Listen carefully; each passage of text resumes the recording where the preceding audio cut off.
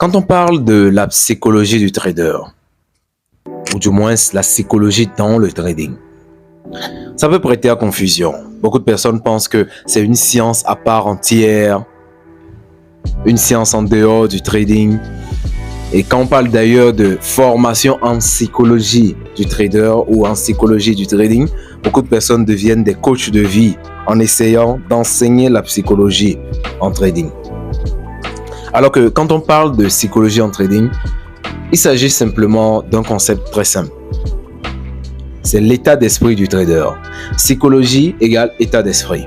Par exemple, quand quelqu'un est d'une psychologie négative, c'est très souvent une personne qui se nourrit de pensées négatives ou du moins d'informations négatives. Donc, les informations que ces personnes consomment conditionnent leur état d'esprit et donc leur psychologie. Quand vous voyez une personne qui déprime facilement face à un échec, c'est juste en fonction des informations que cette personne a, en fonction de comment ses pensées sont orientées. S'il a des pensées, ou du moins si elle a des pensées défaitistes, facilement elle peut se décourager et jeter l'éponge.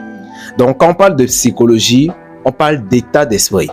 Donc quand on veut traiter du sujet de la psychologie en trading, il faut plus parler de l'état d'esprit de la personne qui pratique le métier de trader.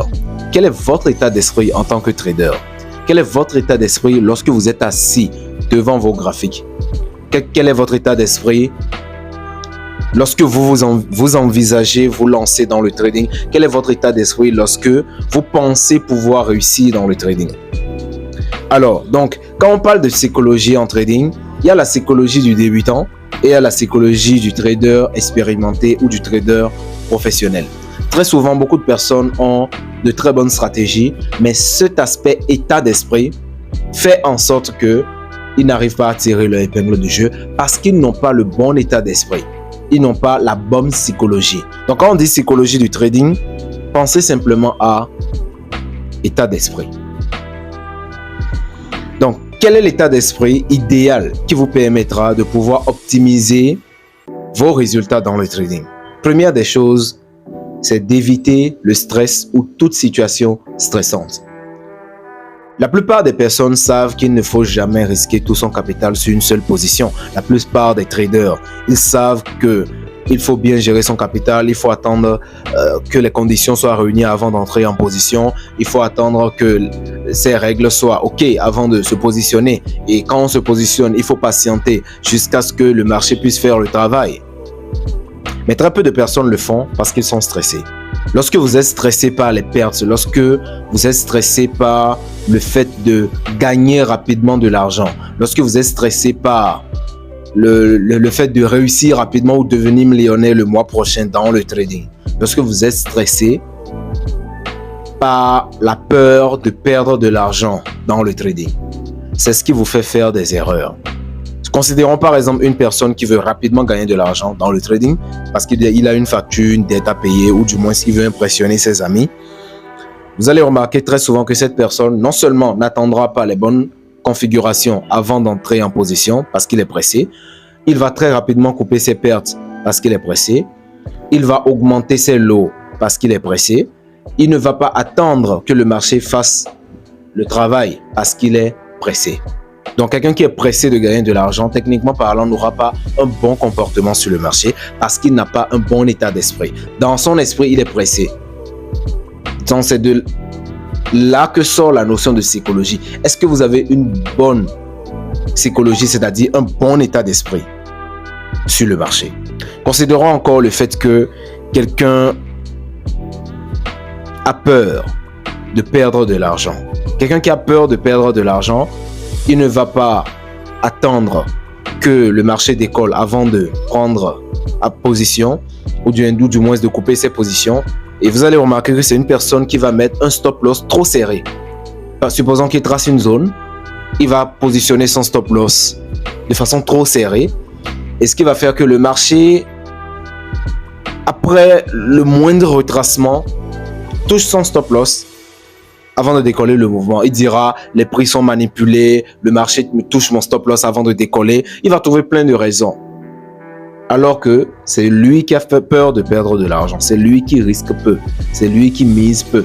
Et donc, il met un stop loss trop serré qui ne lui permet pas d'absorber les retracements du marché. Très rarement, quand vous prenez une position, les choses se passent directement comme prévu.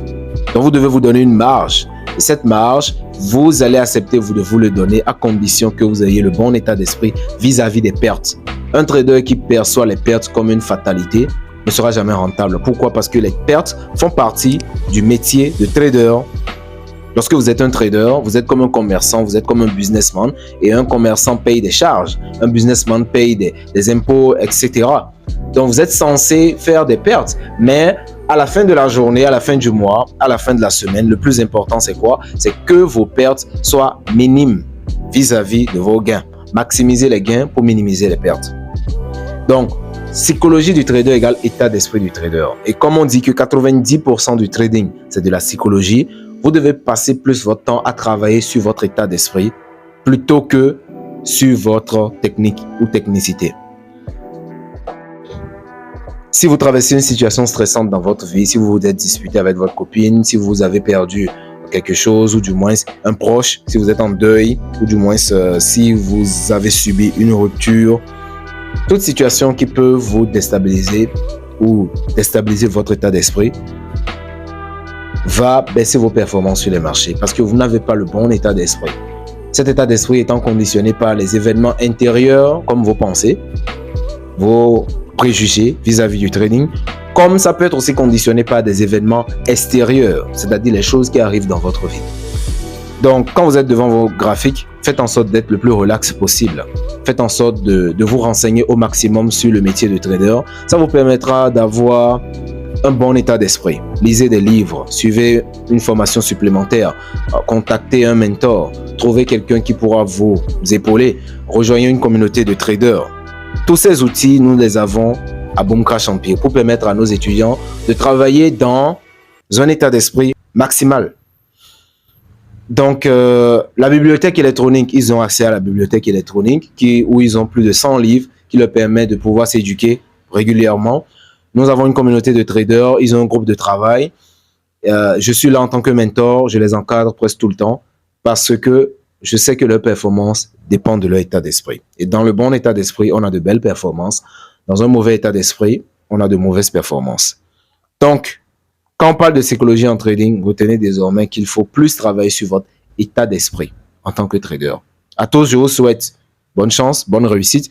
Et si toutefois vous avez besoin de suivre une formation, suivre un encadrement, avoir un mentor, trouver quelqu'un qui pourra vous épauler, vous soutenir, nous sommes là à Boom Crash Empire pour vous accompagner vers la rentabilité.